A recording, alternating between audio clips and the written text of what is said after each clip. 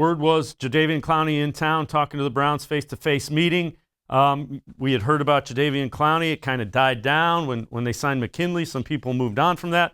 Are you at all surprised that Clowney is still on their radar? Not in the slightest. Out of anything, Andrew Berry has shown, especially with Takk McKinley, that when it comes to his guys, he will not be deterred. So Takk McKinley was somebody that they went ahead and claimed 4 times last season, and were finally able to land him this offseason. Last year, they went after Clowney multiple times and with multiple offers. Obviously, there was the report from Ian Rappaport about the $50+ million offer that they offered him last season, which he ended up taking the 1 year with Tennessee.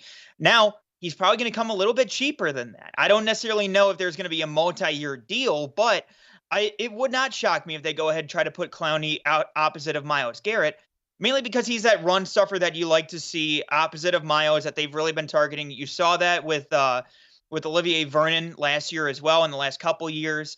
It really wouldn't shock me if they bring in Jadeveon Clowney. And at that point, you can mix in Takk McKinley, and you can go ahead and have versatile players. Clowney is somebody who, in his time in Houston, not only was on the edge as a outside linebacker, defensive end type, they also were able to kick him inside in those NASCAR packages to, add in more speed rushers along that defensive line. So it adds a lot more versatility to the overall defensive front. So it really wouldn't shock me, and it doesn't shock me that Andrew Berry is going once again at Clowney.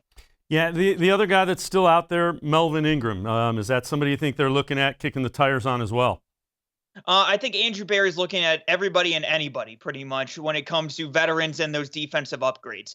I think that Melvin Ingram is a solid veteran. I think that he can still get after the passer.